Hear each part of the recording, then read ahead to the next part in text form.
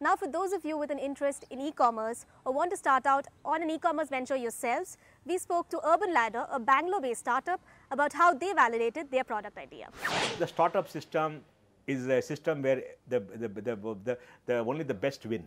I have seen several startups who starts with an idea, but after 1 year, they evolve into a totally different idea because the market changes every year, right? Market is always dynamic and it has been changing.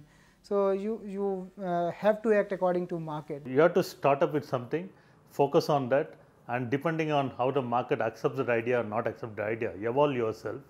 And you should not give up. I mean, you should pursue your passion and create that idea and make sure you reach there. The market validates them. What startups need is flexibility to reconfigure the ideas. The idea doesn't work. So you must be quick to the draw, find out how the ideas are working, the ideas are not working, reconfigure, come out with a new version, blah, blah, blah, and do it in a very fast manner so that you can grow. It is quite possible, like, okay, if somebody is very, very passionate about certain thing, or he wants to solve some problem and he wants to float a business or start an organization in that direction.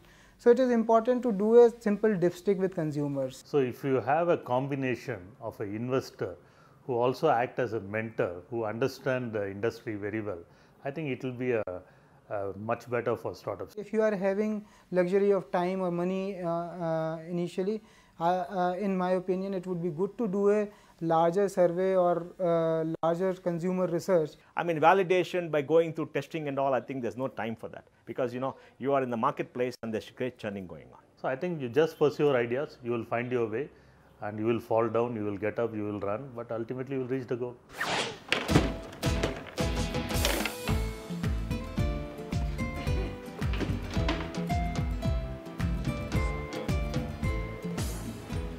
We are on track to be the largest furniture seller in India, online or offline, in the next 18 months. That's approximately around a 300 to 400 crore on furniture only per year. That's sort of the scale at which the largest offline guy is today.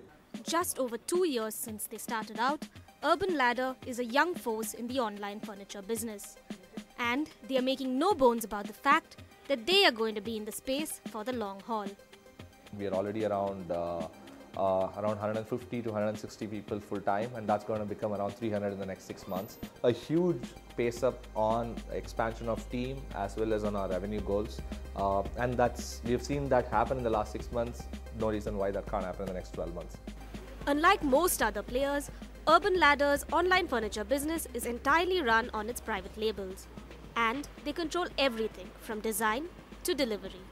And also, unlike other players, they almost never bank on discounts to make a sale. With such a quick growth trajectory, it's easy to assume that they had it all figured out right from square one. Funnily enough, being an online furniture player was never plan A for Urban Ladder. The original idea that came up was online grocery, right, at that point in time.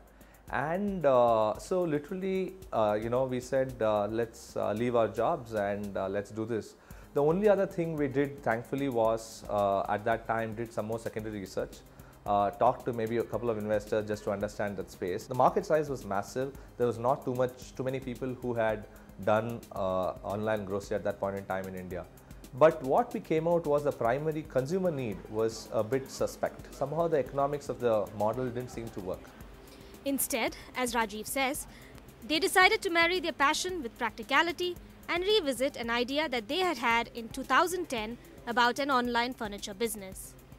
The result? Urban Ladder as we know it. How did they know that Urban Ladder was the one?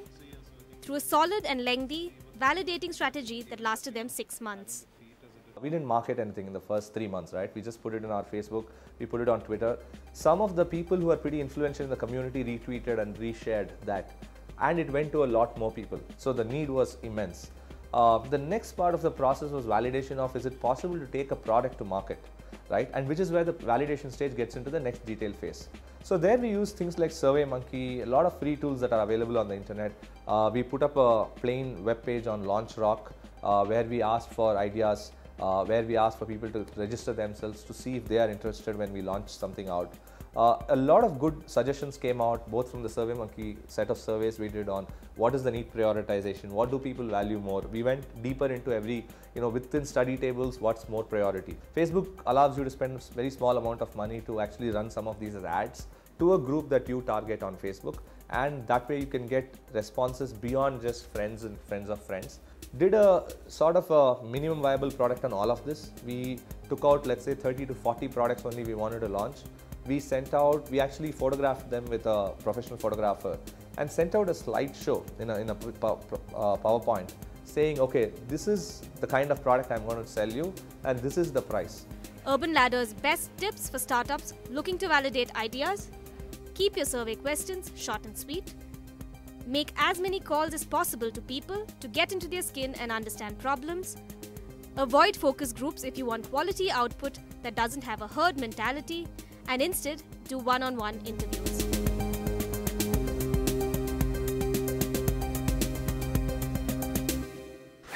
And that's how Urban Ladder came into existence. Next up is PhoneWarriors, a startup in the mobile space that is fast gaining popularity not only in India but abroad as well.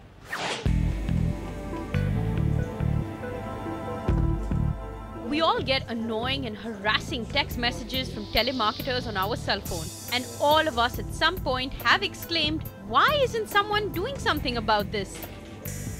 Well, guess what? There is. Meet Chandan Gupta, founder of PhoneWarriors. There's this huge social network which exists purely on the phone, right? So the entire world is actually connected through the phone system, there's landlines, mobile phones, and a large majority of the planet is not online anywhere today. So there's only 1/5 of the world's population which is there on the world's largest online social network, Facebook. So the concept was that, hey, with all this new technology, you could really aggregate the phone network, bring it in one place and build utility services for smartphone users. PhoneWarriors is a mobile app that has 3 main functions. 1. PAM message and call filtering. 2. Caller ID. And 3. A large database of people and businesses' phone numbers. At PhoneWarrior, what we are trying to do is simplify these communications by creating the world's largest database of people and businesses on top of the phone network. We have already amassed 600 million identities in our quest, and this is larger than the size of LinkedIn today, and by the next year we expect it to be larger than Facebook. A big plan for a simple idea, but one that requires major back-end and research work. But how did Chandan and his team test PhoneWarriors before launching? How do you know if your idea is good enough and that customers will download it? Talking to people about business search on the phone network, not an average consumer doesn't really understand that, right? So it has to be done in a way where you have to first develop your concept, put it out in the market and validate with the market feedback. Now you could shorten the cycle first by, let's say, introducing a very a limited version of the full product that you're envisioning, so sort of an MVP. Or even we have done things like just put up a website with the app description and see how people actually respond to that, right? How many people go and click the download button once they see that. Some other tactics that we tried out were like advertising with a small amount on Facebook and seeing how people are responding to the particular problem. Once you get an idea, it requires work. If you want your product and idea to succeed, then you need feedback. Feedback on whether it's a viable product and feedback on how you can make it better. Chandan did this by putting out a limited version of PhoneWarriors, collecting feedback and improving. Not once, not twice, but over and over again. It's no wonder that now PhoneWarriors is inching closer and closer to being everyone's favorite app. We're going to step into a short break, but don't go away. When we come back, we're going to hear the story of how one PhD from IIT Kanpur is now doing top-notch research in the country.